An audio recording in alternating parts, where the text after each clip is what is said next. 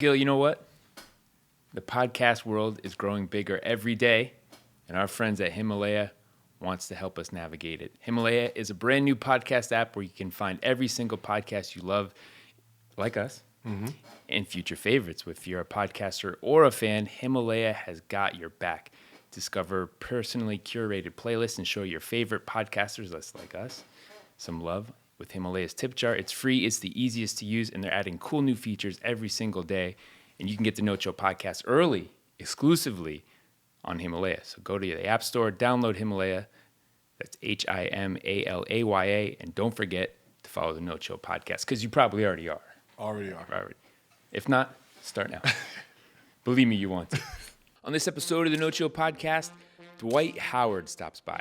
Took some time to get the big guy in the studio, but as you'll find out, it was well worth the wait.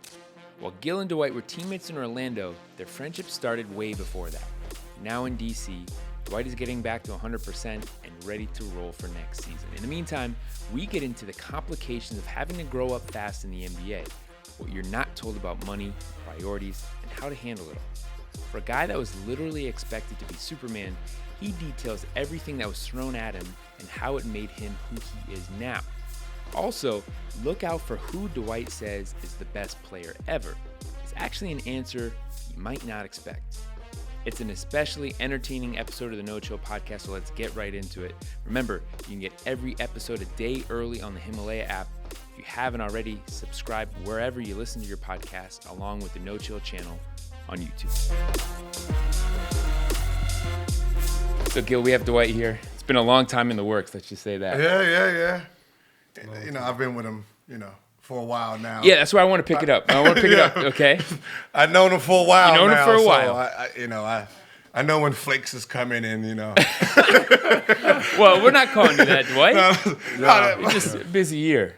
Busy schedule. I mean, during the season, I knew it was going to be impossible.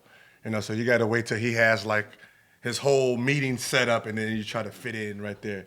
Because if you think you're just going to get him alone, you're like, Dwight, what's your side of the story? My side of the story is, it ain't my fault, man. I was trying to get here, man. I couldn't do it, but I'm here. Yeah, you're here. You know what it is? That's LA people come. They don't stay very long. It's like Vegas. You're a day or two, just in and you're out. out. Yeah, in and out.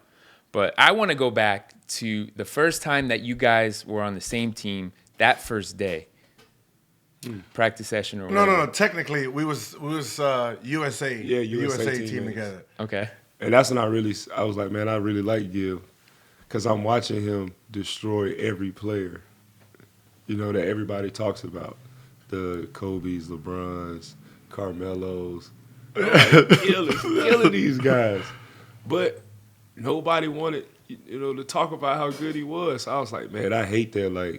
I like him. I think he just as good as these other guys. And then he came back next season because we was in Korea. Yeah, it was in Korea. And they got rid of him and sent him home. They could have told him at home that he wasn't going to make the team. I came all this way, man. All this way. To Korea. You wasted my goddamn time. That's a long flight to tell somebody. Right.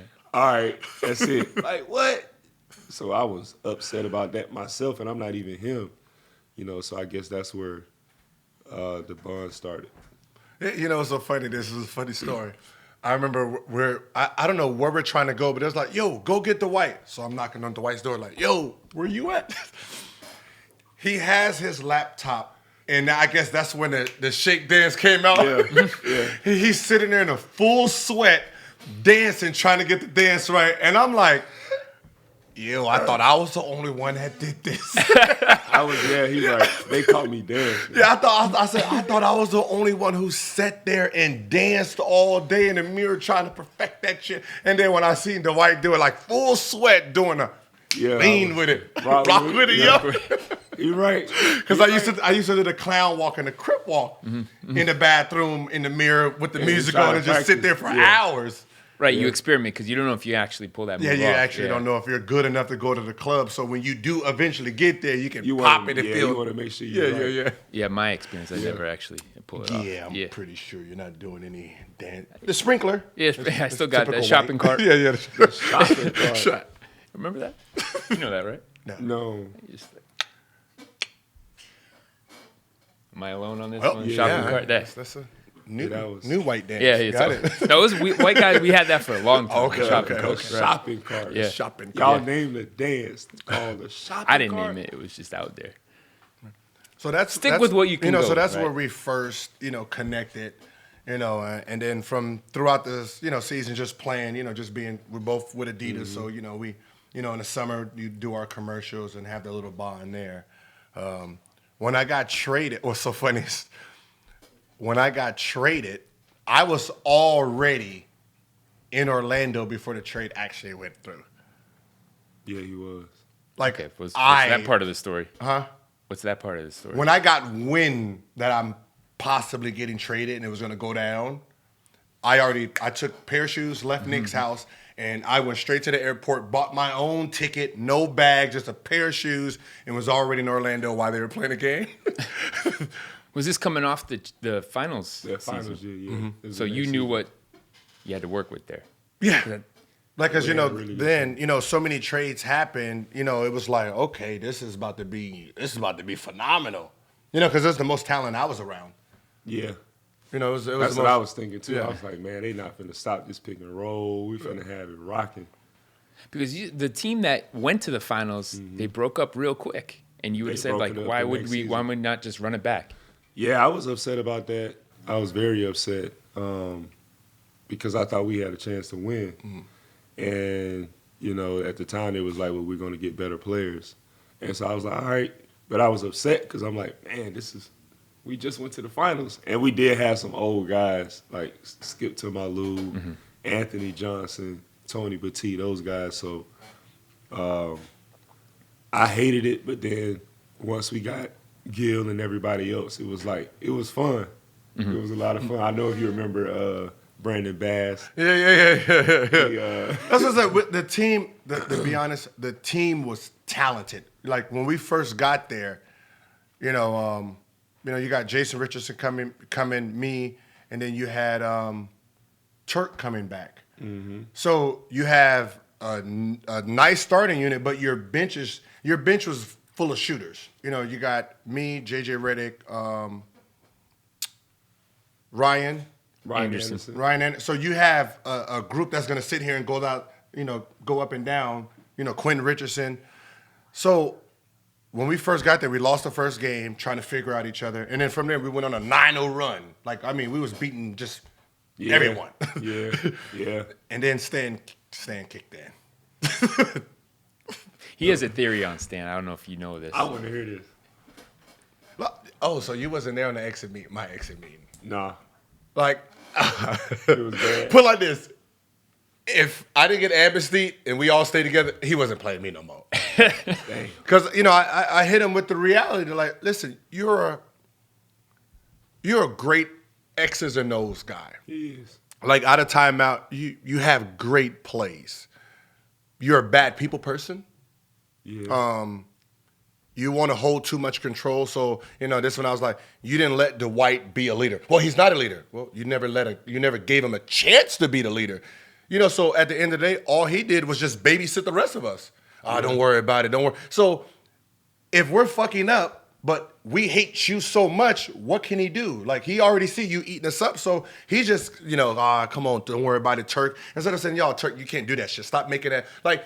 You didn't let him be a leader because you wanted to be, and you were so brutal to everyone that we was off you. Hey, y'all, okay, so that he right. So it's kind of like the good cop, bad cop. Like Stan was like really the bad cop. Yeah. And so for me, it's like I can't be like stern and, hey man, you need to do that because we already got somebody like that. So for me, it's like, all right, I got to come in and like lift the mood up. Yeah. You know what I'm saying? So it's like I can't be this mean guy like my coach, and I guess they took that as, Yeah, you take it as he's too childish. But me coming from DC, the locker room is bad cop, good cop. So you have Karan is going to be tough guy, Antoine is neutral, I'm the goofball. So you got all three elements. So if they're not fucking with Karan, they with me and Antoine. If they're not fucking with me, they with Karan. So the locker room has its leaders. Well, in this locker room, Stan was such the bad guy that nobody else actually had a chance to do anything. So if we see Turk fucking up, usually you would say, yo, hey, quit that shit. Like, you police each other because you got to remember, we respect each other because we're out there fighting, But if he's fucking up and we're like, don't even worry about it. It's just next time. Just play a little hard. And you're just sitting there like, that's not how this is supposed to work. For a coach, that can also turn, it's a mutiny, right? It flipped the whole team and it could turn against you. But that's why you see he gets fired every few years. Like, he's a builder coach. If you have a young team that needs direction, he's good at that. He's good at that. Put discipline in them. Like, I thought for our team, we was practicing way too long. We didn't really have days off. We didn't really have shoot-arounds where we go in there and get shots. It was practice. Fucking going to the conference room, practice. Like, it's like, this is, this wears down old players, And and mentally drains mess with you. Yeah, drain you a lot because you like, man, we need a break. Like, we really trying, but it's so much. It's like information, like overload. Like, we knew everybody played, which was good. Some guys didn't even play. So it's like, why are we working on this dude's plays when he's never going to play? Who is it? You told me Chucky Atkins. That would go balls out in practice. Oh, yeah, that was Chucky. No, but that was with Washington. No, I know, but a player Chucky, like that. No. Yeah, but Chucky played a little bit. You're talking about number 15th. Yeah. The 14 to 15 guy, we went through what his possibility was. Correct. You're like, wait, what? Yeah. And he not even this motherfucker on IR, bro. He has no chance of fucking making it. At all. But we had a scouting report for him. Like, it was like a playoff scouting report, not an everyday. It was more college style than NBA style. Yeah. Yeah, and I think that is exactly what he is. Maybe more of a college coach to work with young players, push them, take them through the grind at all times. But as a pro, you said this before, you want a player's coach. A guy that understands what What's so funny is when I got there, it was like this. He didn't match the organization. Because, coming from, Golden State, where it was still new, and then going to Washington, where Ernie was trying to figure out how to keep the players in the arena, how to make it comfortable for players. That was that wasn't known then. Like, if you want the players to stay in the gym, make it comfortable for them to always want to be here. When I got to Orlando, it was heaven to me. Like, it's like I'm looking, you got breakfast, you got a chef for breakfast, then you have lunch, you got the chef. So it's like, and then if it's game day, you got pregame. If you're going on the plane, you got dinner after. So if you have a game and you leave it, you get 4 meals. And all those things was not there until they got there, because we had fought so hard to even get that. Because it's like me and Jameer were telling them, like, yo, like, we need certain things. Like, everybody can't afford a really good chef. Everybody can't afford to get 5 meals that they need a day and the right type of meals for what we're trying to do. So can y'all help us provide that? Because this is going to help us get to the next level. And a lot of teams don't think that way. They only thinking about, well, these guys are millionaires. Let them do what they do. But the teams that are successful, they make sure that they keep the players in the arena. Yeah. It's smart. Because, I mean, think about it. You're 21, 20 years old, 19. I just finished practice. You really think I'm going to Whole Foods? Hey, Taco Bell. Yeah, I'm going to eat fast food. So, I think that the upper management started learning that, okay, we need to just make it comfortable for them to stay in the arena. Who was it in Orlando that brought that in? Me. That was you? That's usually the players. Yeah, that's what I said, because upper management doesn't really know it. Because remember, they came from when, they were working out at YMCAs. So they didn't really have this experience where, to make it comfortable. It's like the Clippers, what's so funny is the Clippers just got their arena, a couple years ago? Their own arena? Yeah. They used to train at the Spectrum Club. Your NBA team training at the Spectrum? That was Donald Sterling, though. No, but I'm just saying, just think about the process. Yeah. But that's what I'm saying. Think about the concept. Your team is training at the Spectrum Club. what is the chances of them actually ever going there early to get shots or staying later to get shots? 2 a.m. to get shots? No, you wouldn't have. There's no work ethic. Like, they're not going to go there with the public. And then they can't get into the main arena. So how are your kids? I mean, how is those players were going to get better? And it shows with the production of the team. Like, if you see the teams that are really good, they're really good because everybody is in the gym. Golden State, they always in the gym. They get their work in. But a lot of the teams that are not as good, it's because they didn't have a facility. Like, you look at Philly now, they good. Yeah. They good, but they good because they got a place to go to night in and night out, and they cater to the players. Like, it's not saying the players are in control, but they are in control. If you don't let them have control over what they need to be successful, then you won't have a successful team. And you look at Philly, them boys like to work. And so they base it off hard work and dedication, and them guys are in the gym. But when you have a team that's not in the gym like that, they won't be successful. And really that comes down to culture. So maybe it's not one player in particular that's calling this out, but they recognize, look, no one wants to come here.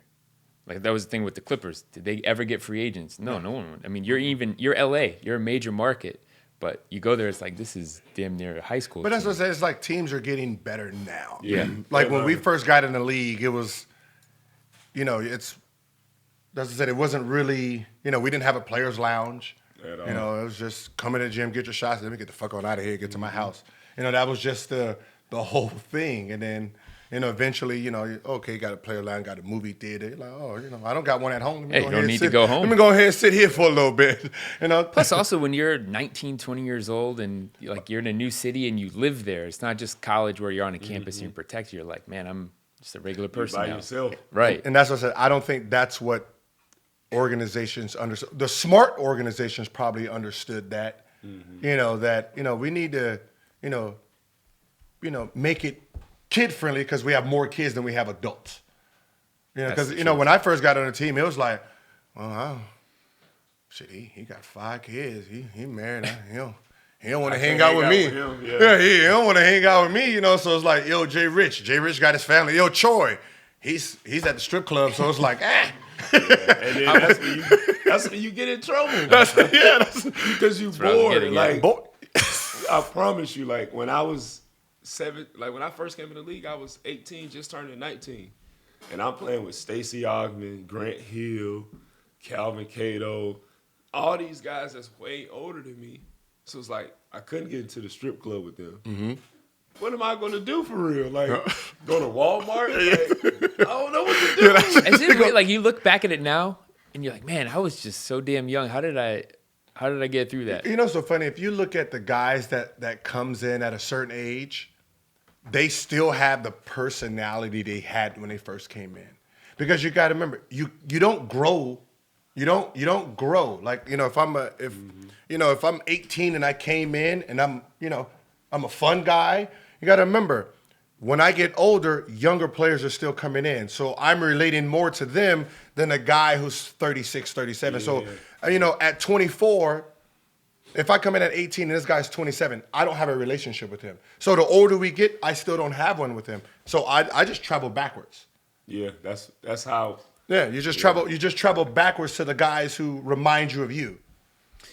Like Benjamin Button, right? You ain't but that's just how it is. You just travel backwards because you never had the relationship with the older guys. And I think that's what people don't really see is when you're in high school, when you're coming up, you're a gym rat. If you're really good and you get to the NBA, it's because you lived in the gym. You didn't do, like, guys don't go to their prom and they don't hang out with friends on a Friday night. I have a tournament. I'm traveling. I'm in the gym. I'm up early getting shots up. And then when you get to college, same thing, really. I mean, a little bit more of the college life or whatever. You didn't have the college life. But, so then you're still, when you're in the NBA, same thing. Not really. It's different. Until a certain point. Very different. The NBA, you have money. Yeah, I was going to say, that changes So, it. Right. What ends up happening is you're sitting there and you're like, you have so much time and now so much money to try not to get in trouble. Yeah, so you got responsibility. I think in college you got an opportunity to make a mistake and be a kid, but you missed that whole gap from college to the NBA. You're going straight from high school. So now it's like you don't know what it's like to be a kid. You don't know what it's like to make a mistake. You got to grow up. And then you like, but I'm still 18. yeah. Because I be thinking in my head, I be forgetting I'm 33. Like, when you get old, I be like, dang, I am 33 years old, but I still... 33 is not that old. This is my 15th season. Yeah, coming in. I mean, when you gotta remember coming in so young. Like I forget you did come straight out of high school. So it's hard to. I still be thinking that I'm still coming out of high school. Yeah, so yeah. I hang with all the young guys, and it's just like I can relate to them because they young. They don't know what to do, and it's just hard.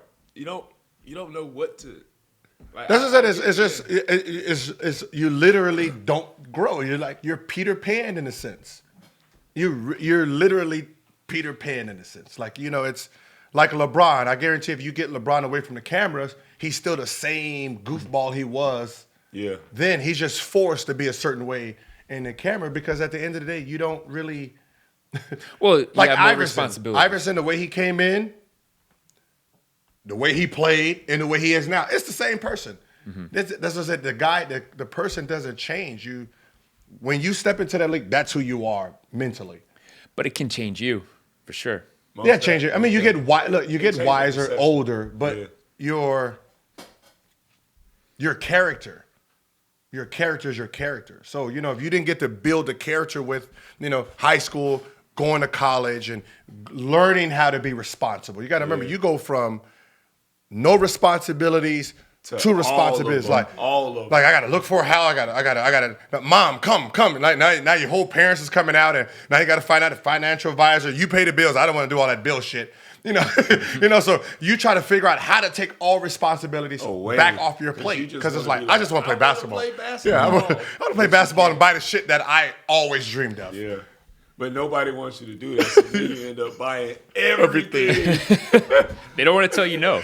You buy everything. You be like, okay, I want that. I probably done had every car in the world. Just because they said don't. Yeah.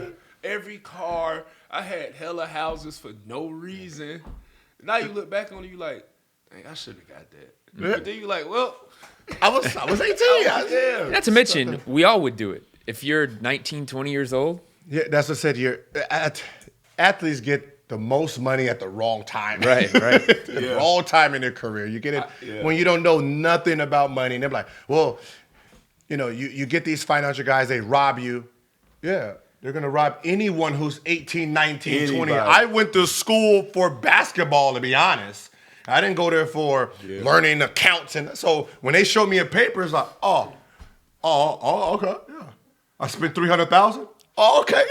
Yeah, you're not knowing that $300,000 is really a lot of money. You looking at it as, that's $300,000. I got 15 right here. Yeah, 15 million right here. Yeah, it's like Monopoly money. But like, how am I gonna be like, oh nah, I only spent $200,000. What is extra $100,000? Hey, really? Yeah. No. That's I just looking at how they get you. They add on. Like, this 300. There should be that's a way. me. There should be a way that you're not allowed to get all of your money up front just to protect you, or some way to protect you, because we don't understand anything dealing with money coming in, how to save. Well, I would say at least when these kids are in school, they should have a course on, financial literature. And, just learning. Another thing is just learning contracts, because we don't understand what's really in those contracts, because we can't speak that language. So now we got to hire an attorney, which means we got to pay attorney fees. Then we got to have an agent, and then we got to pay agent fees. So we losing almost 60% of our money before we even get it, because we don't know. You know what I'm saying? And then when we want to get a trusted advisor, they might take from us. And then if we get friends, they definitely gonna take for it, because they looking at it like, oh, this is a big bag of money over here. And he not paying attention to it, so let me go ahead and take a couple dollars here and there. And then that's when you see all these stories with financial advisors and friends taking a chunk of people's money, and now we got to sue them for it. because we don't understand. You know what I'm saying? Because we still thinking like a kid. Because you're coming in 19 years old. Like, just think about it. You 19, you got your own first house, and you a millionaire. Everybody in the world know who you are. So it's just like you can do whatever you want. Then you look up and you like, I did all this stuff. Like, God damn. I bought a fish. I bought a Shark Tank. What the fuck was I thinking about at that time? Sounded cool at the time. It sounded cool at the time. Let me get the Shark Tank, get a little sharks up in there. Yeah. 200,000. Do it. I got it. Do it. Somebody's like, I could have built that for 80,000. And you like, Oh, you could have. I should have shopped around. Yeah. I should have shopped around. But really, I thought that's part of the aging process for an athlete is like, when you're 18, 19 years old, you're the leader of a franchise, right? Franchise player. And then fans want you to take a picture with their 12-year-old kid. Like, shit, you're 6 years older than that kid. Mm-hmm. You're closer to the kid than the adult, but you're looked at as an adult. Yeah. Yeah. It's I think the problem usually is we get the money. We have our parents. But we don't want to listen. But we don't want to listen to them anymore because we the big fish now. Yeah. So you ain't telling me shit. You ain't telling me shit. I'm the millionaire in this family. Yeah. Close that goddamn refrigerator. I couldn't wait to say that line. Close that goddamn refrigerator. I couldn't wait to tell my dad, this is my house. Can't talk to me like that no more. We big in here. Uh-huh. And my dad was like, what you say? Yeah. I was like, nothing. It's my house, I'm just saying. But that's what I said. We dream of those, so it's like we get our money. It's like it's hard to go back to our parents and say, all right, help me along here. We don't even know if they know anything about money. They probably don't. So it's like one of those things where it's like, let me just pay somebody smart. And you're like, oh, whatever my mom wants, get it. Here's my, assistant. You can speak to him, and that's where the assistant's like. Right. So I'm the middleman. Yeah, Dwight need 100,000. He going to the mall real quick. Yeah, go ahead and put it in my account. You start having shit like that. Yeah. It's like we're so detached. Like people are like, how do you not look at your accounts all the time? I'm playing. I'm trying to get better. I'm focused on basketball. Because that's what y'all told me to do. Yeah, like I'm sitting here working out 3 times a day, training. I got this. Like I don't have time to be looking at sheets of paper that I don't really know what the fuck I And like. then everybody tell you the same thing. Well, you got to make time. And you like, okay, but I still got to make time for this basketball that I'm playing because if I don't, somebody else going to come and try to take this spot. So you're not actually thinking like, all right, let me put on my businessman hat for 2 hours a day and straighten out all my stuff because you're thinking, all right, I just came back home from this West Coast trip. I'm 19. I got to see this girl real quick. Mm-hmm. You thinking about everything else except how to take care of my money. You know what I'm saying? And you're not even understanding the real value of the money that you have. Because nobody's ever taught us, certain things like stocks and bonds and how to really invest your money, how to just keep your money, and how the fact that since we already making so much money, we could just take the money, put it in the bank, and let it grow that way. But we always taught coming in, hey man, if you take this by $500,000, I can turn this into a $1 billion company. The Instagram logo, 500 to 5,000. And you looking at it like, you know what? He might be right. It sounds good. Let me get him $500,000. The next thing you know, you out $500,000, which is really $1 million. Yeah. And that hurts. And it hurts. It don't hurt until it's $500,000 out of your account. That when you got 20 million, 15 million, you don't look at it like that. You got to remember. All right, say a kid came in, let's say Zion. Let's say he signs a $100 million shoe deal, right? 15% off the jump goes to the agent, right? Yeah. So he loses 15%. And then now you got taxes. So out of that 100, you're really making what, 45? But in his mind, it's 100. Mm-hmm. I made 100 million. So he's going to spend it like 100 million.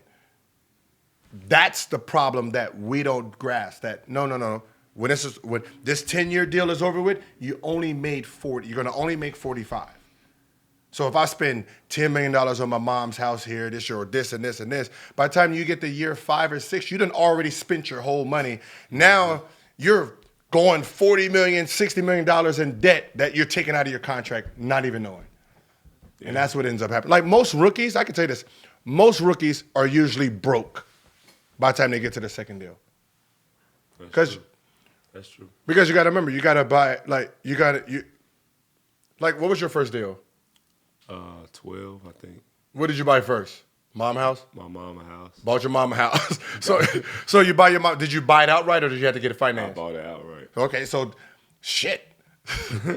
That was like 800 racks. Right? Oh yeah. You're in Atlanta. Yeah. So you can not LA market. Yeah. So like think about it like $800,000. Like okay, so like Zoe, right? He bought a $4 or $5 million house. So remember when he first got in the league, he don't have that check didn't come $5 million like that. Nah. So he has to get a loan. So he put $1 million down, get a loan for the other $4, pay that off. And then if he pays it off, or if he just paid $5,000 monthly, and then 8 years later he realized, oh shit, I owe $4 million on this house. Nah, I'm not going. Nah, we're gonna let this motherfucker go in foreclosure or sell it. That's what ends up happening. But you buy your mom house and you got to get yourself something, buy her a new car, buy you a whip. You done ran through your first year money already. And you're probably not buying just one. Now you're already in year 2's money still on year 1. Just now you got to buy furniture, and then now you finally got yourself a house. So by the time your 4-5 years is up, you're like, oh, where that new deal at? Oh, let me get that new deal. Now everybody's not playing to necessarily win; they plan to get a new contract.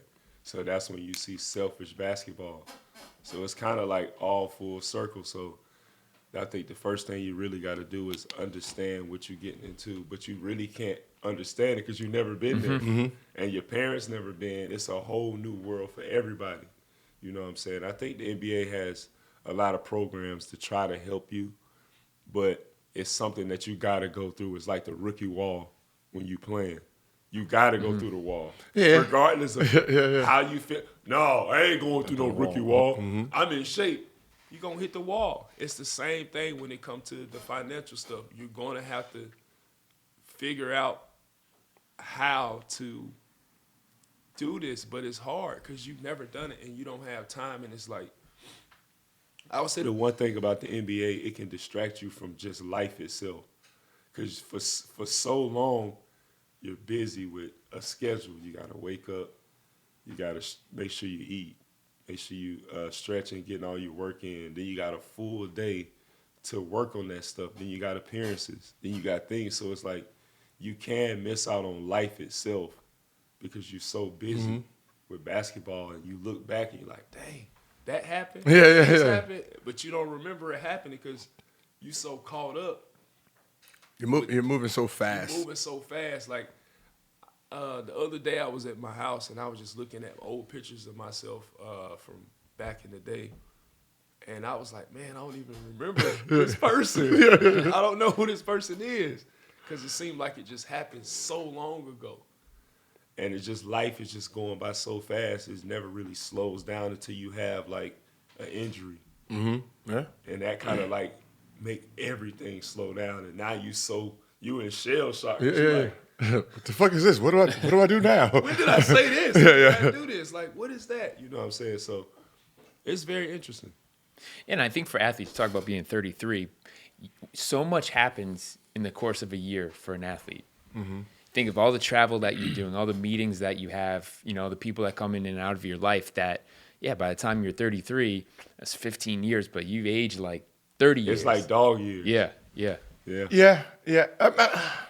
I mean, shit, you drive down the street, your face is on a billboard. You pull up to the arena and, the banners are of you. And there's so much attention on you at all times. And that I think that's the, like if you listen to an NBA player, like if you followed him, you'll get the same two things from everyone. The last, let's say, round, a little bit after All-Star break, if you're on a bad team, you're doing the countdown. Oh, man, I can't wait till this shit's over with, boy. You start, I need to start shipping my shit home. I'm about to go on this vacation, Yeah. Around August comes, you're like, man, I can't wait for the season to start, man. Damn, this lonely, you bored. You really like you're bored. There's only like you're working out and doing all that, but it's like you're bored. you're like, I can't wait for this season to come around. I could be around the fellas. We could talk that shit, get on the plane. Like you start remembering what makes you excited, and that's how your actual career goes. It's like, I'm so excited to get the season over with. I mean, the season going, and then now I got to get this shit over with. Yeah. Have a little fun with the family. This shit's over with. Let's do something new. I got to get away from these motherfuckers. Like, well, you can only stay at home for so long. But that's why that's why breakups happen. Like within your first 2 years out of the NBA, because now you're sitting there looking at this person the whole time, like you have nowhere to escape. So every argument has to actually get dealt with. It's not like, I gotta go. Just text me. Not right now, because you got this to deal with, and I can't be dealing with an argument right now. Like, no, I got a game. Today ain't the day. Yeah. And then they gonna say, it ain't never the time. And so now they just building up animosity with you, and you like, hey, but I gotta play. You like, well, what about me? So it's like, it's so much. You know what I'm saying? But that's what we ask for when we want to in the NBA. So we got the good stuff that come with it in the bad. Yeah, I don't know if we've ever gotten into this before on the podcast, but we're going to take a break and we'll get into it. But we want to talk about our friends at Burrow. Just a reminder, the No Chill podcast is brought to you by Burrow, makers of clever furniture designed for real life. If your real life is like our real life, and it's probably not like your real life, you're set up to spend a lot of time on the sofa the next few months, because as nice as it is to watch basketball, it's much better to watch it in an air-conditioned comfort of your living room.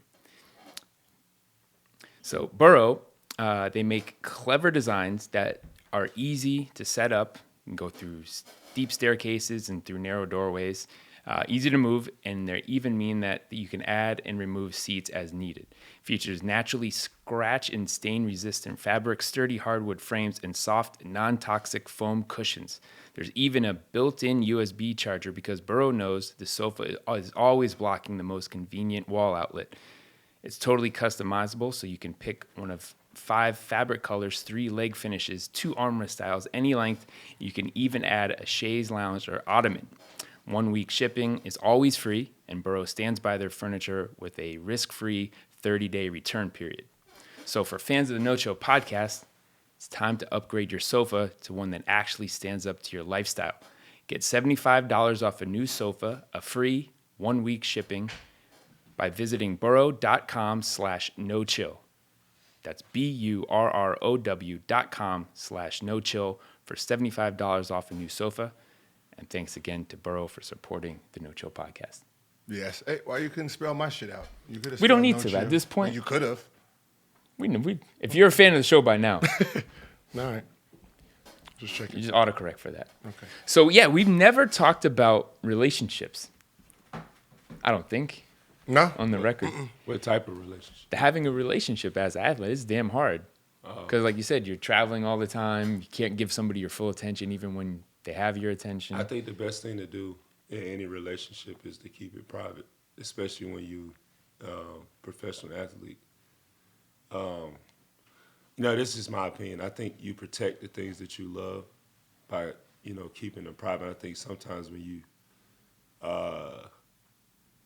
you showing too much to the world, then they might not be as accepting to what you got going on. And you're always going to have people that disagree with what you're doing. But I just think if you have a relationship with somebody, the more private that you keep it, the better it is for that person and for you. It just seems so unrealistic to be 19 to 28 and actually be in a serious relationship. I mean,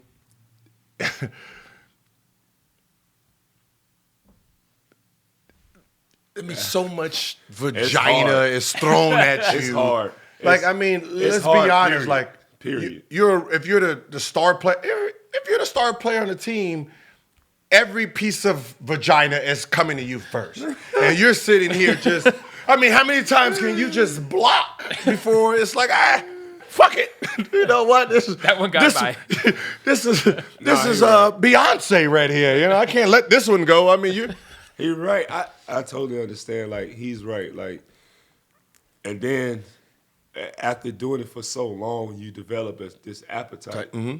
So, like, even when you're done playing or when you feel like you want to slow down, that other side of you, that sickness, we used to call it, that sickness would be like, come back. I haven't let you go yet. I can't let you go. Like, this is a good time in our life.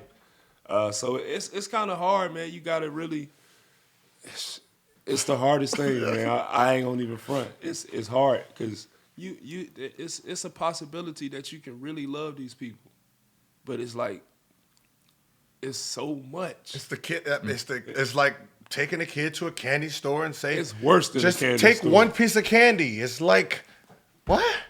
It's hard. Like, Yeah, I would say it's that. Like, I get you the concept. You never want to commit to anything because But there's you so do many options. commit. No, No, you but gotta you remember, wanna we commit. do commit. We like the concept. We like the ideal of sleeping next to someone being there for us. You know, de-stressing us. Because you get lonely as hell. Like, it's easy it is to say, well, you know, oh, you a superstar, you a celebrity. Why? How are you lonely? You got people around you all the time. You can have 30 people around you and still feel by yourself.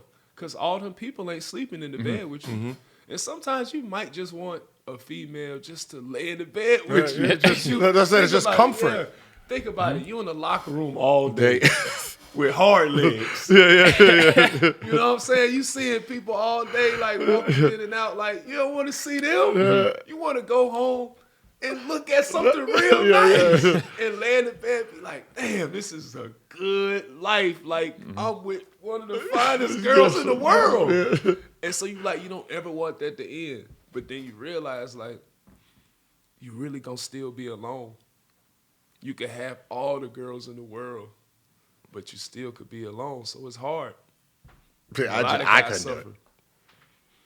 I couldn't do it. I tried for like 2 weeks, you know, just like, no, serious, like one of those Detroit, Milwaukee, Minnesota trips, you know, Memphis, I don't know anybody there anyway, It's cold up there. So You I'm like, gotta you know keep what, I'm warm. not going to fly anybody out, you know, just let me go ahead and try this new me, you know. No, it's stupid.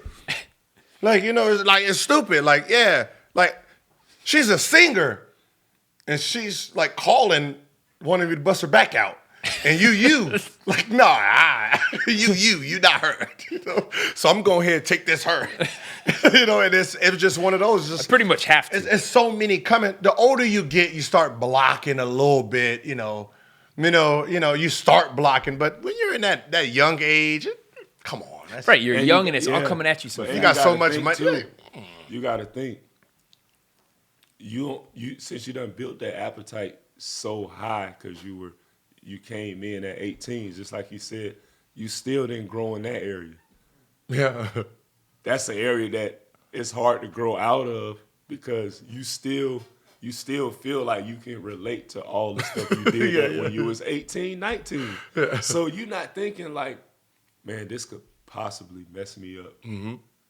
You thinking, oh, this just whoever the person is. You're not thinking that way because your mind hasn't grown up to what's going on around the You don't world. think of consequences. It's kind of like somebody that's been in jail. You know, they go in jail at 2004. When they come out, they still think it's 2004. Mm-hmm. You know what I'm saying? So it'll be the same thing for us. Like, we not understand. Like, when we came into the league, there was no social media. There was no, like, baller alerts or TMZ Sports or shade rooms and none of that stuff. It was just, we going to do what we do, and ain't nobody going to ever know. But now it's like, you got to watch every little thing that you do, and then the people that you really care about, you really want to protect them. But then it gives you this false sense of trust because you don't really know who to trust. But at the same time, you like, I want to talk to a lot of people, but you can't trust them. What's so funny is I be in a DM like this, I be, is this a setup? Because this is my style right here. You just be, this is my style, you know. Yeah. I'm going to just put the eyes. Let me just put the eyes. I see you. Like, Passive. that can go either way. Like, I know you, the cop, you know. But it's just like that was the hardest thing. Like when I was done, the hardest thing for me was like wasting time. Like I had to try to figure out the waste time that was used to being soaked up. Like, so it's like from like that 10 to 1, then like that 5 to 9. It was like it was rough. Cause I'm so used to being busy. The rest of the time is like I'm sleeping or I'm doing like those times are not But you're used to being on the road. Yeah, but I'm just saying. But you those times, those times is you found ways to. But it's these times that was scheduled. So now when that time like you can feel that time. You can feel that shit when you're like oh shit, what I supposed to do? Yeah, you sitting there looking at your phone like nobody fucking call me for nothing, no meetings, no. Yeah. Ooh, all right, let me go get an early lunch. Early. I think that's when a lot of players, a lot of players don't talk about it, but I think a lot of players go through that stage of depression with that, especially even like the closer they get to being done playing, it's like they depressed because they don't know what to do with all the time they got, and then they start reminiscing about the long bus rides, the long plane rides where you playing cards or you talking about some stuff, or you went to this club as a team, or you had this event. Like your mind start to go back to all of these events. So you're never present. You're either in the past or you're thinking about the future. You're never in that moment. And so I think a lot of players, they get real depressed going through that stage because it's like, man, what am I doing? Like, what's my purpose? What's your purpose? Because you never questioned that before. Not because your purpose was there to be great. That's it. Your purpose was to be great. I got to be the best ever. I got to do this for myself. Like, you know what I'm saying? So, like, it was so funny. I was looking at, like, when you, like, see, like, Shaq on, TNT or ESPN, and you see all these guys, you're like, with all the money you made, why you not relaxing for a little bit? Yeah. They don't want to feel that. They don't want to feel that time. They want to stay busy because at some point you start missing like teammates and all the shit talking, all the trash talking, all the fake fights y'all was going to do. You start missing that. You just start, that's just part of you. You got to remember, it's something from high school all the way to the pros that you've always had. You've been doing this show. Oh, yeah, it's AAU, AAU. So you've been traveling, you've been playing, you've been around the same group of people your whole life, but you don't really know life. A lot of times you don't really know who you are because you've been given this false sense of who the world sees you as. You know what I'm saying? So it's really like your ego's telling you like, you this. Yeah. You know what I'm saying? I'm this person, And that could even be who you are. But that's just who you've been feeding your whole life. And now when you can't feed that person no more, it's like shell shock. It's crazy. I don't know how you tell a guy to do that naturally, because you can be like, who you are as a young player, talking about like you're always that guy. And you said this before, like after you had your injury, and I think when you were in Orlando, you were like training like you were a man on fire because you're like, I want to, or you've noticed, like I want to be the bad guy, like I want to be the villain. That's not really who you are, though. No. So if you have an injury or a trade or some moment of like, this is a challenge for me. But you got to remember, when you're going, you're 15 years into the league, you got to figure out tools to keep you challenged anyway, because that's all you know is, okay, uphill battles. I need to go uphill. I need to go uphill. I need to get to the mountain. So, he missed all the season. Now, going into next season, I got to prove that, Yeah, and that's ego. Yeah, that's it. That's ego. Like, we shouldn't have to prove nothing to nobody. We already who we are. But we try to prove it because we like, man, I don't want people to think I fell off. I don't want people to think that I'm a bum. So now we steady. Our whole life is geared towards trying to prove something. When in actuality, none of that stuff really matters. So funny. And was it LeBron who said like I don't have? Was he the one who said it? I don't have nothing to prove. Right. You know, it was You like guys have said that. it was but was it towards the end of the year when he was like they was trying to figure out like championships. Like if they're good, when they didn't make the playoffs. Yeah, I don't have anything to prove. Like, and people hate that he said it. Because it's ego. Because he doesn't say, because he says, hey, listen, I've done accomplished enough that I like where I'm at. Like, that's you all know, that should matter. I have, 3 rings. Like, I know he has 5, that man has 6, but I like where I'm at right now. Like, you can't tell me that I'm not great or one of the greats because I don't have 6 rings or 5 rings. Like, my stats speak for themselves.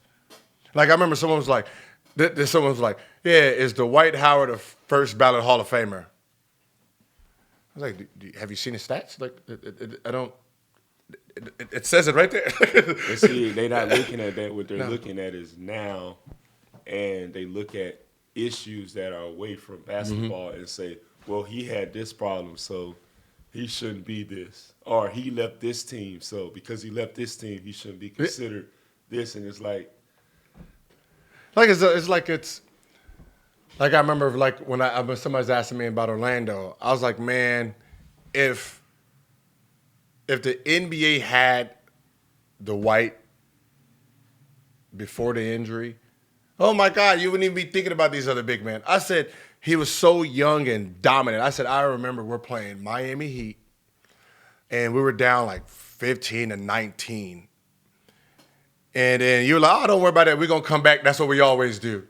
Right? And I'm like, that's what okay, let's see how this works. This is, and then you can see that he was like, Dwayne Wade ain't driving in here no more.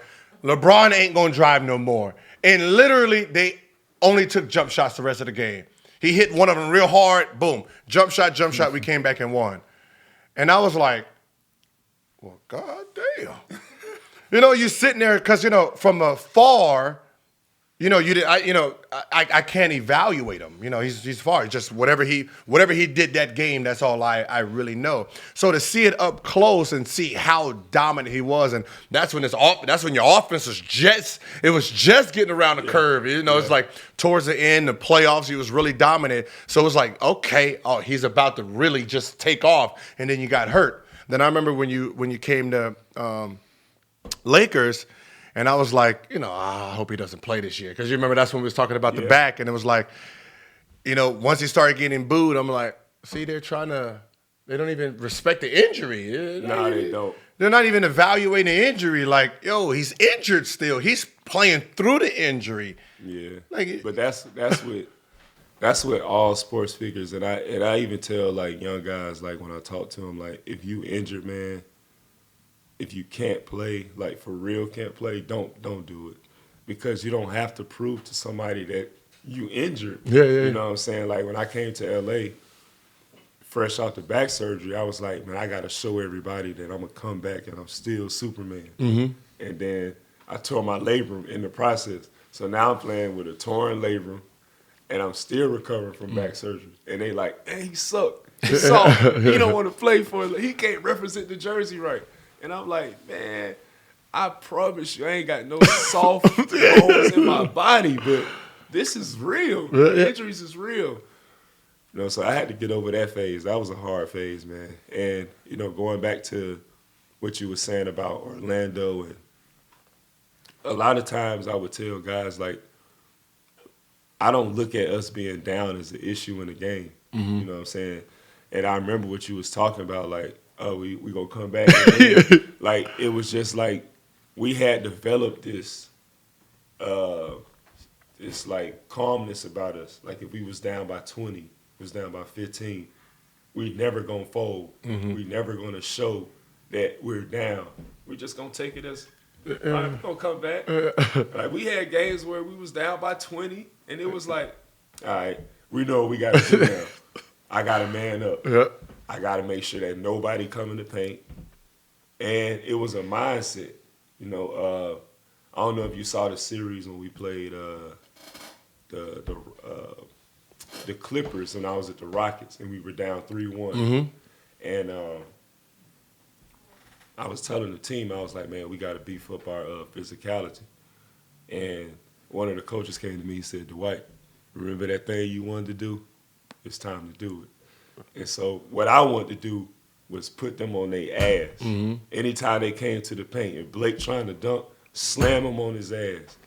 Put DeAndre on his ass. And it wasn't because I wanted to hurt them, but the message was to everybody, y'all not finna fuck with us. We finna come back and win this series. Yeah. And we came back and won the series.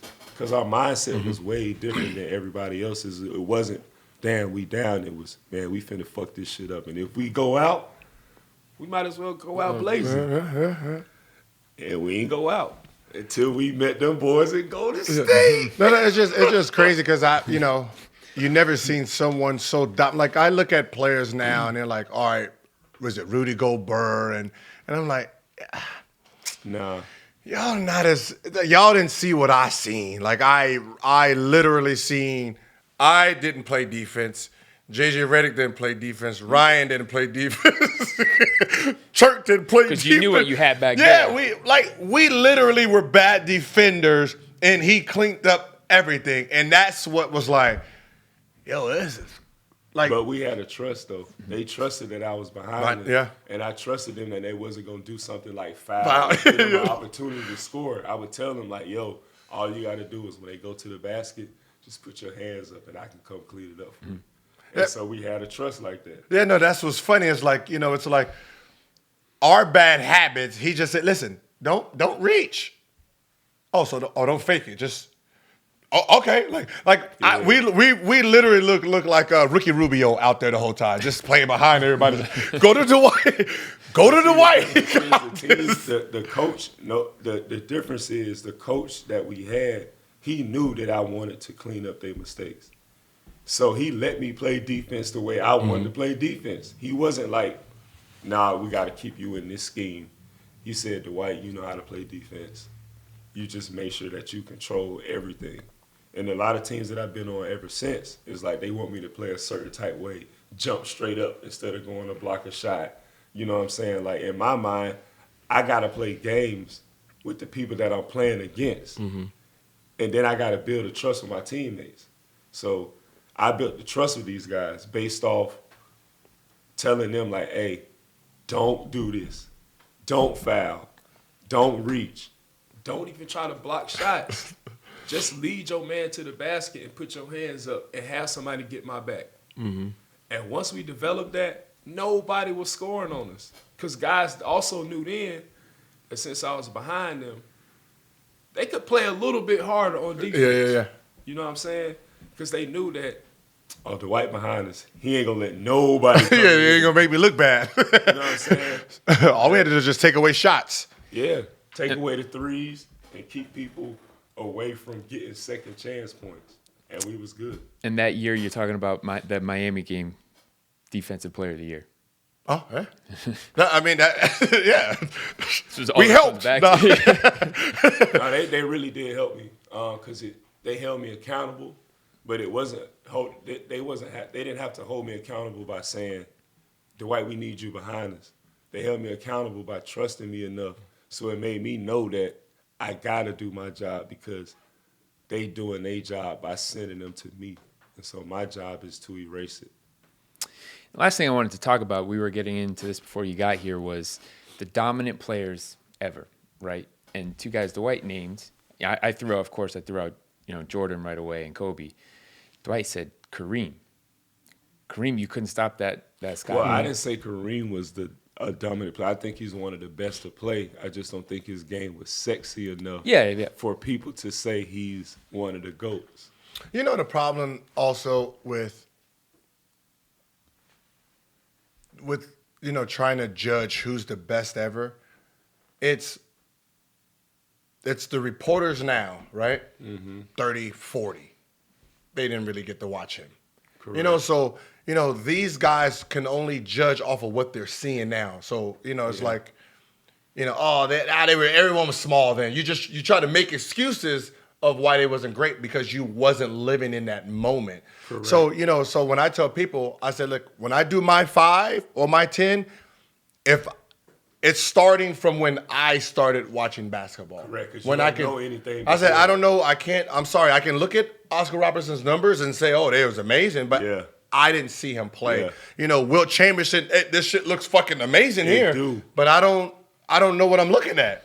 You know, I I don't see Shaq. yeah, I see that motherfucker monkey dunking on everybody. You know, Yeah. his 20 looked like that 50, I'm sure. But, you know, because you can't gauge it, you know, you just say, But I think with those bigs, all-time greats, that's just physical dominance. And I think the hard thing is with who?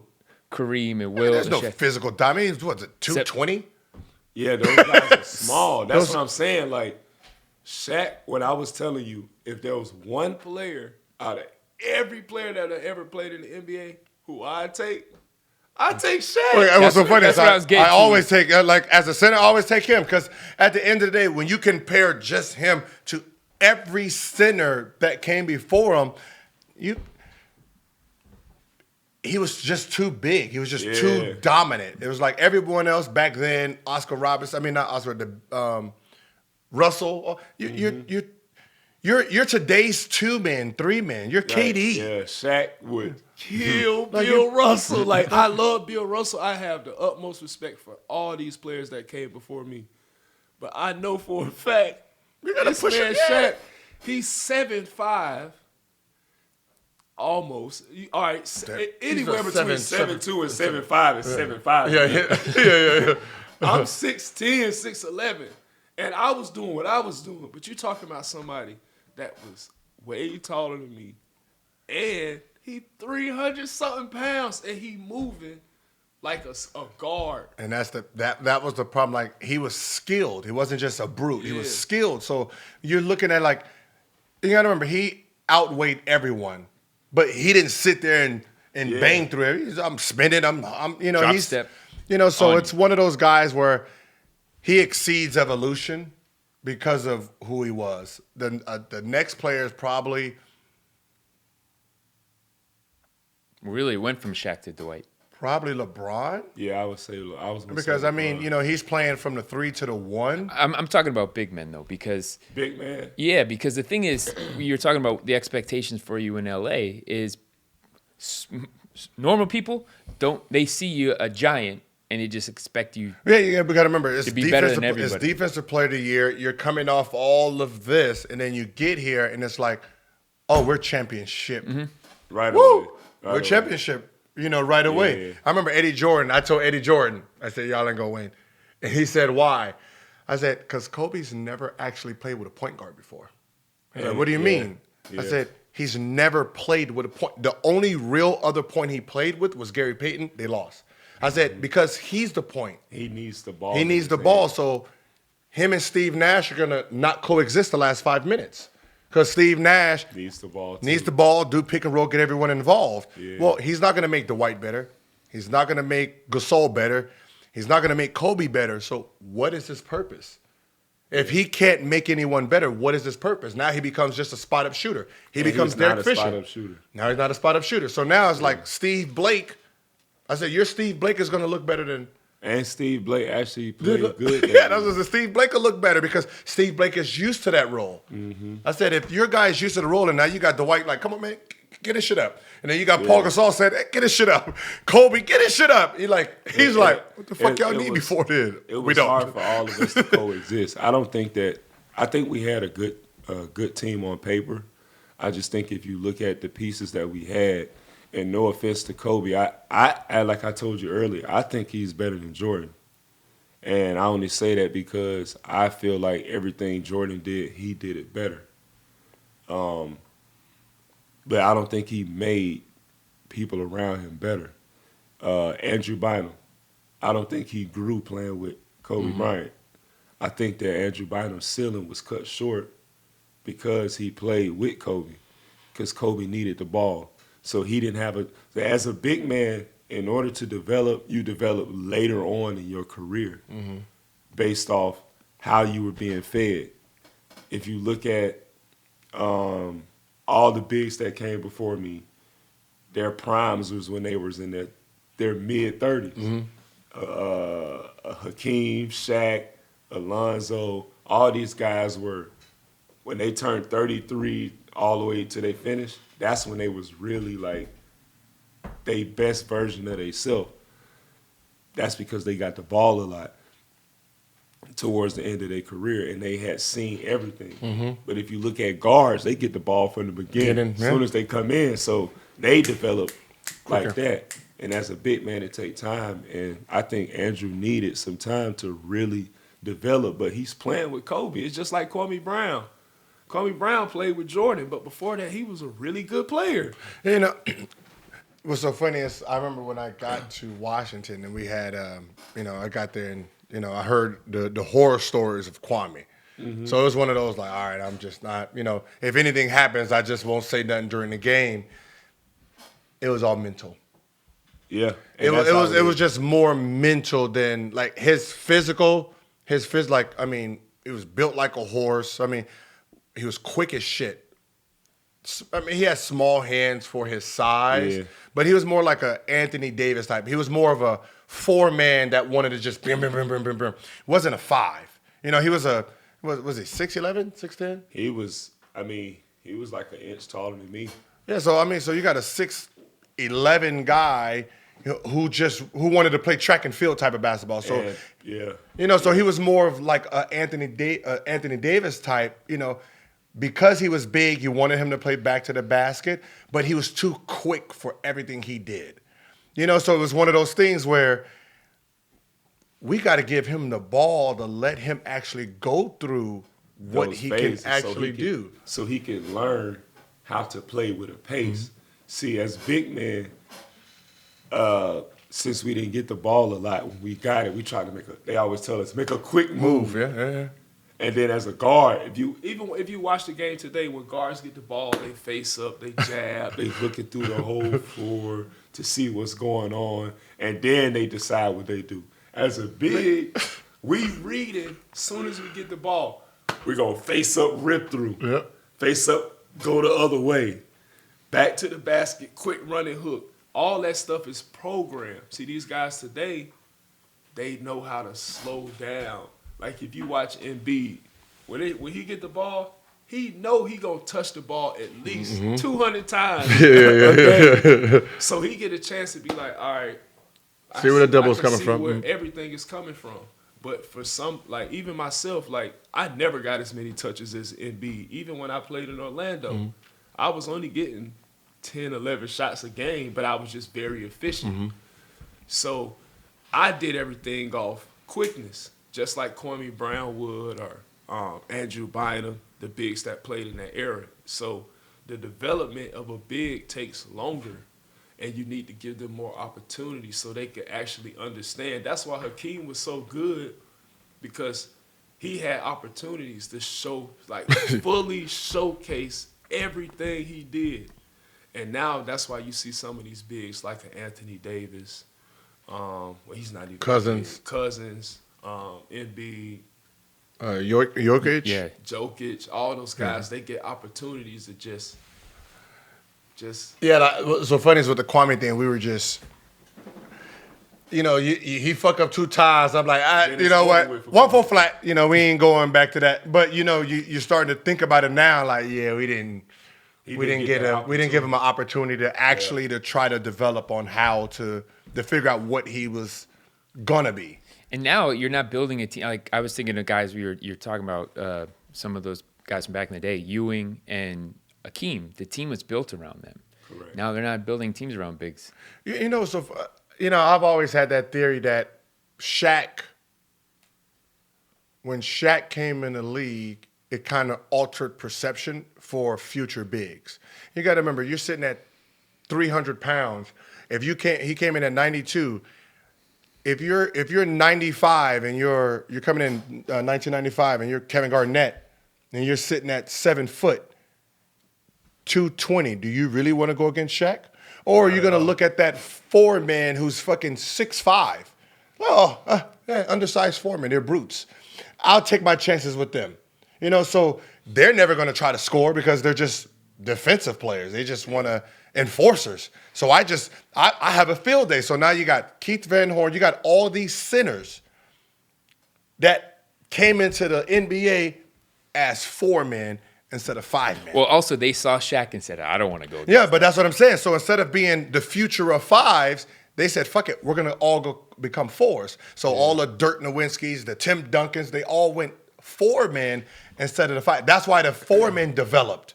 And so really, quick. there was a run of bigs that didn't make it because they were trying to make, like, a guy who popped into my head, Michael Olowokandi. Yeah. Well, it's like, well, oh shit, you're yeah, big. but that's what they end up like, like to him too. It's like, hey, you came to the Clippers, so it's like you didn't even have a chance. But really, it was probably like, I mean, Yao. But Yao was really, Yao was forced to be a 5. Yeah. But other than that, it was just like McGlure. You didn't really have 5. No. They all transferred to the 4s. Like even right now, all in the 4s. Yeah, and they couldn't play that position because they never developed at that position. So a lot of coaches and, even when I tell the young guys that I talk to that haven't made it to the league yet, try to develop every skill that you can because you never know how a coach will use you. You know what I'm saying? So, like, a lot of times guys will be like, yeah, I play the 4. Well, don't play the 4. Play the 1, 2, 3, 4, and 5 because the coach you might not grow to be 6'8". Yeah. You know what I'm saying? So a lot of times in high school, a coach will have a center that's 6'4", and he'll suck at the next level because he been playing center his whole life, and he's 6'4". I always said it. That's how Zion was. He was damn near the center in high school. And now they got him playing what? Power 4, 4. 3. No, he's been playing power 4. He's gonna try to come in the league as a 3.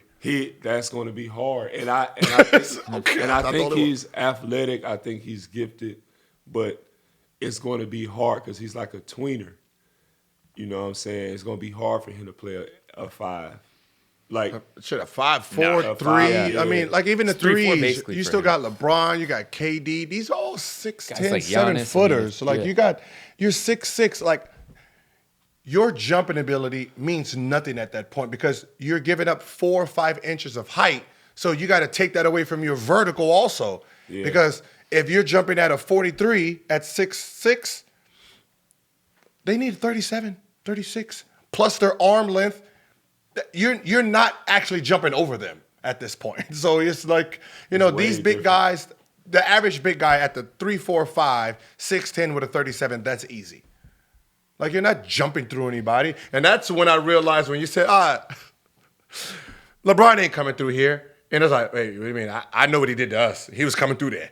But then I realized, well, Michael Ruffin was 6'8". So when he jumped, Michael Ruffin wasn't close. When you jump, I'm making he's sitting there like trying to like, oh shit, the ball is only at his face. I still need to climb more. And he was a freak athlete. But you went up against a freak athlete. It's like everyone in the NBA is a freak. It's all out. So it got to be something else that's going to get you to be successful at the next level. So that's something that Zion is going to have to face when he gets here. Like, of course, he had a great college career, but he's playing against other college players. And he even struggled with some of them, the ones that were just as strong as him, who could jump. They didn't even have to jump like him, but if they could jump, now they're presenting problems for a guy like him. So I think he's just going to have to go through an adjustment period. I think he's going to have to lose a ton of weight, and he's going to have to develop his right hand. I never seen him really finish with his right hand. Even some of the big skill guys that they've talked about in history, they only did certain things, like a Karl Malone, even Elijah Wan, and even Tim Duncan. They were excellent at what they did. Like right now, that's why I always, when I say he doesn't have a skill, they was like, oh man, you're saying he's terrible. I said, no, he doesn't have a skill. Skill is dribbling, passing, shooting. That's a skill. His natural ability is his natural ability. He's a Bugatti. Yeah. He just like, depending on where you put the car, depending on how this car looks. So, you put him at the 4, I don't see that car moving anywhere. You put him at the 3, I don't know if he can handle that. You put him at the 2, even if he lose 30, 40 pounds. That's a lot of work. That's a lot of weight. He's still the biggest 2 guard. Like, he's still going to be faster than he'll be faster than every shoot. Klay Thompson, Jimmy, he'll be faster than every shooting guard. He'll be stronger than every shooting guard. Yeah. He'll be the most athletic shooting guard. So that is That's the position that makes him the next GOAT. And 3, at 4, the 2, no chance. Yeah, I can see that at the 2. At the 2, like, I can see that. oh, he can't shoot. Well, at this point, he don't really need to learn how to shoot. You got to remember, one dribble, he's going to be past Jimmy Butler and Klay Thompson, all these guys, just off of his explosiveness. So with the coming downhill, it'd be hard to stop him. It's like Westbrook. He's coming at you. It's really hard coming with that kind of power. If you think he's going to post up, like, and then I'm going to jump over you, that's never going to happen. So you don't think he should go to the Knicks?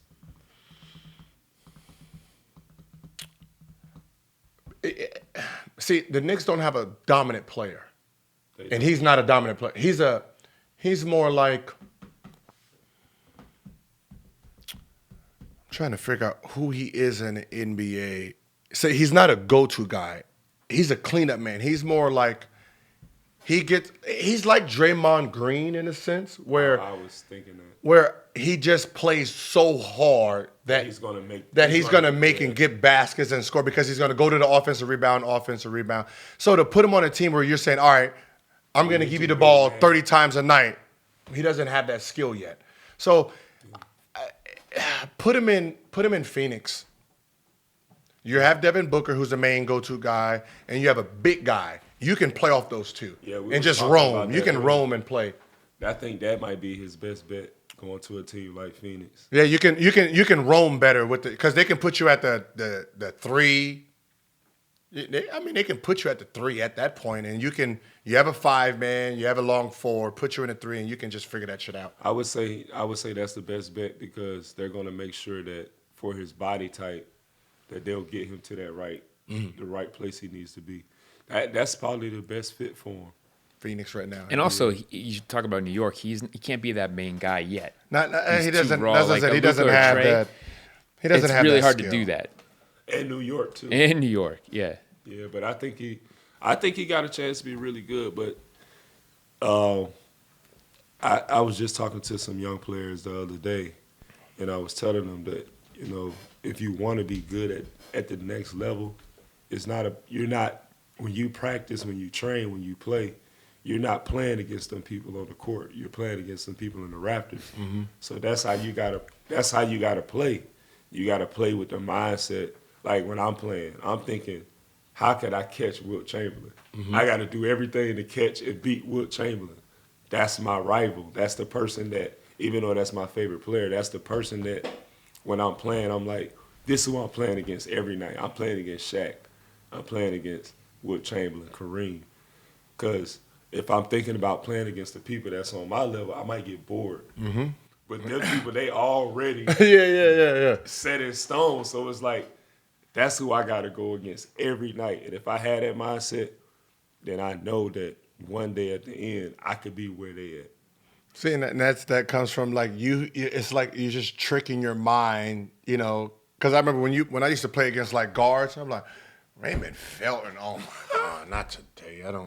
This about to be a cakewalk, and then he ends up outplaying you because you just took him for granted because he wasn't worth it, He averages 12 points, like, so if he had 12 points tonight, like 12, he done hit me for 30. He done hit me for 30 because I just didn't take him serious. So it's like one of those things where, like, towards like when I started like really going, I just talk shit the whole time. Like, yo, busting your ass today. That's just because you needed that fuel for yourself. I just had to fuel myself. Big games, it's automatically fuel. It's those little games where that person in your position ain't really good. And you got to fuel yourself to actually just compete. These are all the things that you learned over the years through experience. We were talking about aging, and we'll get out on this. We talked about aging in reverse.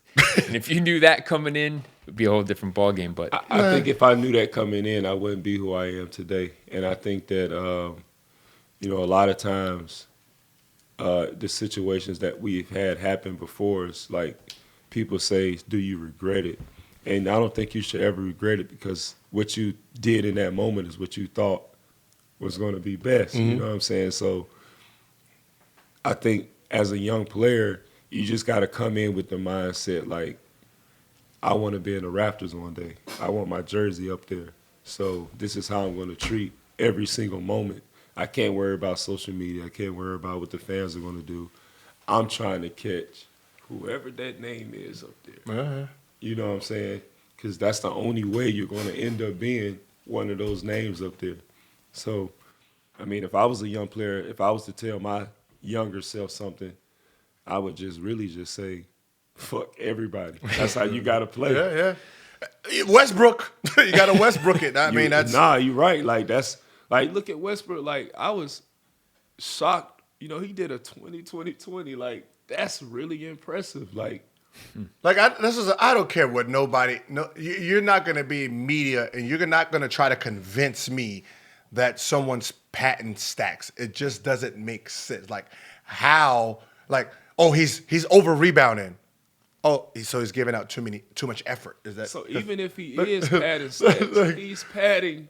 good stats. It's like what? Like that's what I said. Like what is padding stat? Like okay, trying to score 100, I get it. That's okay. That's padding stat. But assists and rebounds, like really? Like that's just like he's padding his block stats. Man, how do you? That boy is impressive. He's protecting the rim. Is that like? Is he the one guy everyone respects across the league? No, you know what's so funny? Like I seen something that said, what was it the most overrated? And I laughed because it makes sense. He was, yeah. It makes sense that the NBA players voted him most overrated. I ain't vote for none of that stuff, to be honest. Because we're petty. Like he's a teacher's pet or something like that? No. We're just petty. We're petty to the because think about it. When we're playing basketball, just play. Now, if there's a guy out there talking shit, you get to the point where, damn, that nigga ain't really that good to be talking shit like this. You start doing that shit to him. Like, you know, like, he had 40, but it wasn't even like that though. You know, this nigga had a little lucky day. You know, so you devalue what he's actually doing, and he just becomes that cocky motherfucker that you once stopped. Yeah. You know, so now it's like, he's like someone's like, he's really overrated, averaging a triple-double. Like that's what we were like. Averaging for the third year in a row, averaging a triple. It's his mouth that you overrating. Like his mouth ain't worth what he's putting out, even though it's a triple double. But it's just you get it. He ain't. You know, it's 20 points. Yeah, it's 20 points. It's talking too much. I think a lot of guys got to change the way that they view each other. Like even though this is a competitive sport, it's nothing wrong with saying that somebody is good as hell. Like, I think that that's okay. I think that it shows humility, but it's also going to, at the end, it's going to make you play better, make you feel better about yourself. You know what I'm saying? But I think a lot of times we allow our egos or whatever we've had, whatever we've done to make us feel good about ourselves. Like, we don't want to pat nobody else on the back. Like, we don't want to tell somebody else, hey, man, you good as shit. Mm-hmm. Like, it's okay to do that. You know what I'm saying? So now all the players develop this whole thing. Like, the older players hate the younger. Well, back in my day, I wouldn't have did this. Like, okay, well, we don't. That's your day. Like, you know what I'm saying? So now it's like disrespect. It's kind of like in the streets, like, the OGs don't really respect the youngins, and the youngins don't respect the OGs, and it's never like because it's the OGs attack the youngins, so the youngins like, oh man, fuck y'all niggas up there, right? So that's what I'm saying. It's like ego. It's like with Shaq. Like I'm okay with telling everybody Shaq good as a bitch. Yeah. Like I'm okay with that. Like I don't have no problem with saying Shaq is good. I don't have no problem with saying Joel Embiid is good. People ask me questions like, you think you better than this person? And I'm like, that don't even matter. I think I'm the best person that I can be. And when I go out on the court, I'm going to show that to myself. So it's not no egos. Like, every player that's in the NBA, I consider them as being good. Because they in the NBA. Because they are, right. You know what I'm saying? So it's no ego. But once we get to that point where we can be like, hey, man, I like him. He good. Mm-hmm. Then I think it'll make like, when we compete, we going to compete harder. Because we know this person good. And so now we on the floor like, I can't let this dude that's really good bust my ass tonight. Deshaun Stevenson used to do that. Because like he was like, Kobe's my favorite player, but he's so good that I got to take the challenge every single time. You got to. Like I remember like, yeah, I'm a guard him, just bullshit. I'm a guard Kobe. He's like, no, you're not. I got him. Like, whoo, I was just bullshitting. It comes down shit, to that motherfucker would have had 100 against me. Really, right? It comes down to respect. You know? Yeah, it's just you got to it's respect your peers enough to understand their greatness. Like you just You know, that's one of those things. Like, people ask me about, who you think is better, you, Dame, or Curry? And I always say, what age group? Like, before 25, I can say I was probably a little bit better than those guys. After that, I can't compete with them. That's just the shit they're doing. I wouldn't even think of. Hats off to them. Well, they doing some stuff. You seen Dame pulled that shit like Damon is nice. The first play of the game, shot it for like 35 feet. Like, what? And one person who I used to hate because I felt like he got me off the team, but James Harden. Like, you know what I'm saying? I used to be like, man, fuck James Harden, man. I'm supposed to be on the Rockets, killing him. But I'm like, man, this nigga's nice. This shit's good. Like, he really good. Like, regardless of how, I could have my personal feelings against him because things didn't work out, or even with Kobe, things didn't work out. But them some good basketball players, like, they really good, you know what I'm saying? And I'm happy, like, for James, like, he out there, like, 60, and he getting 15 assists, and he might get you 10 rebounds. So it's like, man, these guys doing their thing. Was your back still hurt then, too? Was it still, like, trying to get the power back? My main thing was when I was in Houston, I was trying to get my confidence back. You know what I'm saying? Because after playing for the Lakers, it's like, man, I got hurt. And they made it seem like it was all my fault. So now in my mind, I'm thinking, I probably can't play no more. You know what I'm saying? So I remember one day, me, Trevor, and a couple other guys, we was on YouTube looking at our old videos. You went through that phase? I was like, dang, I was doing this. Yeah, I did the same thing. I was like, dang, I was nice as hell. So it's like, I had to get through that phase, and then I had a bone bruise in my knee, so it's like, dang. And what I had to take away from all that is when you get injured, you got to really stop and let everything reset, because our bodies weren't made to be cut open. So when we cut our bodies open, our whole body is in shock. So I had to learn, like, all right, I got to take time out to allow my whole body, even my mind, to heal before I get back on the court. And that's how guys get repetitive injuries and stuff like that. All right. Well, we could do this all day. Dwight's only here for a minute, like we say. We got him when we got him. Yep. We knew it was going to happen.